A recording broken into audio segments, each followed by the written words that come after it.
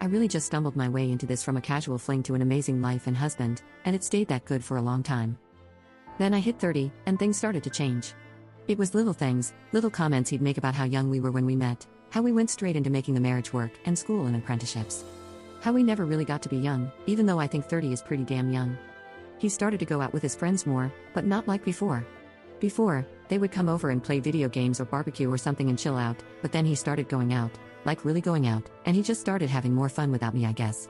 And then it got worse. He sat me down and brought up the topic of an open marriage, more freedom for exploration and everything he couldn't do before me basically. I said no, and he said he wasn't sure he wanted to continue with what we had, and it all crumbled from there. He just decided he didn't want to be married anymore, and to be clear, he's the one that divorced me. He didn't cheat on me, but it was motivated by the fact that, in his own words, he wanted to. I felt blindsided and horrible, and regrettably, I begged for him to stay. I even said I would do the open marriage after all, which he declined. He said it wouldn't be real if I didn't truly want it, and thank God he did that because it's true.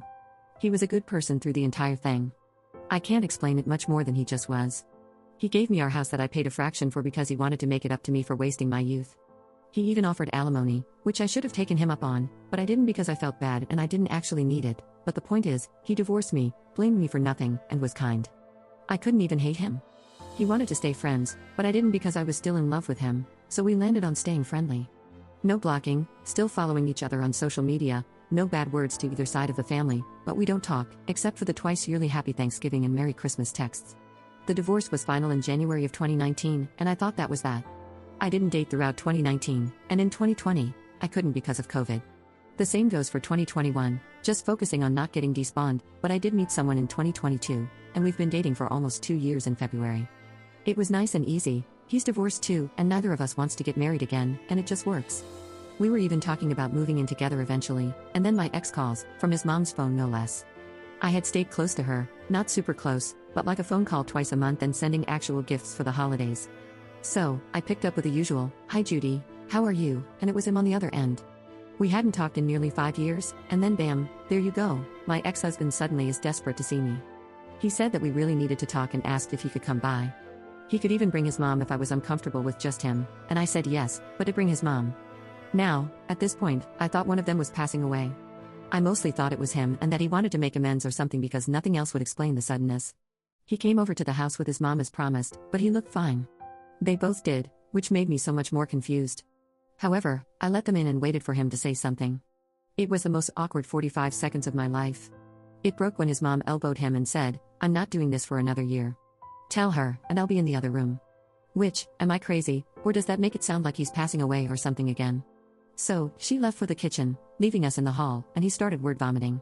I don't know what else to call it. I'll type out what he said coherently, but I want to make it clear it did not come out this clean.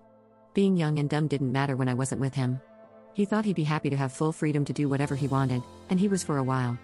He traveled, met new people, dated, but it always felt wrong. He knew he regretted the divorce years ago, but didn't want to bother me after he broke everything apart for nothing apparently. He said his friends were in his ear, always talking about marriage and how it slowed them down, and he listened despite the fact that I never tried to stop him from doing what he wanted. He still loved me and wanted me back. Apparently, he never really stopped. He would talk about it, year after year after year to his family, and when his mom told him what I had told her about the idea of moving in with a boyfriend, it triggered the hell out of him. That's how he ended up on my doorstep. I felt like I was in a damn movie, except the music didn't swell, and I didn't have the magical moment of, the love of my life and I are getting back together. It all worked out. I just felt confused and angry. I told him that this was all too much to drop on me out of nowhere and to leave, but I'd call him. So now I'm here, still confused and angry, but I have to figure out how to tell my boyfriend about this. But what the hell, man, if you loved me so damn much, why did you leave? Why were you so insistent that you had to be with other people? You know I'm seeing someone now, you could have tried this for the years I was single, so why now? I feel so suspicious and weird, and I don't know if I believe him, but at the same time I still have never loved someone the way I loved him. Is it that insane to think that what we had mattered to him, or is that delusional? Did he just have a midlife crisis and regrets what he did? I don't know, I just don't. Update 1.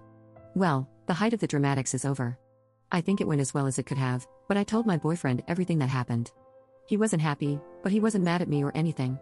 I think it helped that my ex's mom had been there, and we weren't just alone hanging out. We talked a lot, and no, we're not breaking up.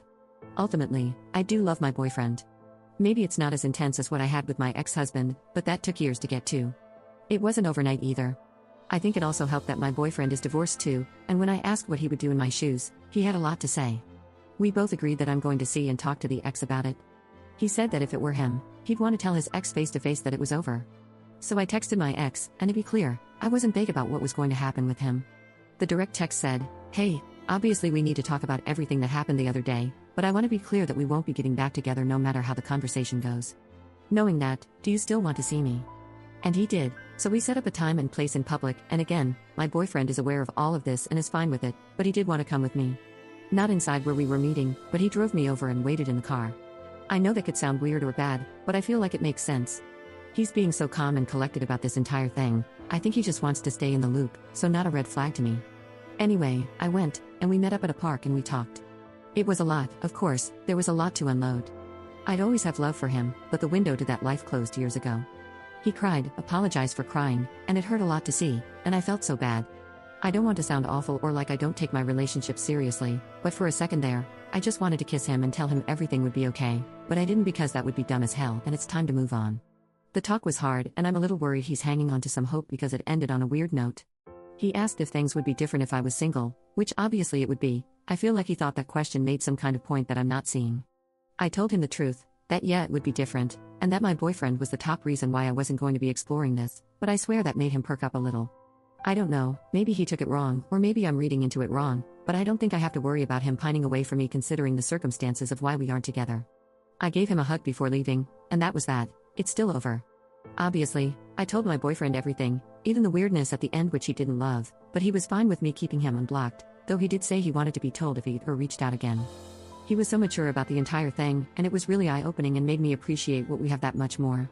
He's very different from my ex, he's more reserved and quiet, but sweet and he can still communicate. He just chooses his words and actions very carefully, and that stability is the kind of thing I need in my life right now. I'm still a little worried about my ex, though, considering everything I learned and how it ended, but I did my part. I'm not going to cut either him or his mom off yet because they really are good people. There is only so much I can write in a Reddit story, but I don't hate him for a reason, even though he emotionally messed me up. Especially his mom, she's a freaking angel. I think after this, she won't bring it up again, but if he starts popping up or something from her end, then I'll do the hard work to cut her off. That's about everything. It wasn't the big fairy tale ending I dreamed of, but the nice quiet life I made for myself is still intact.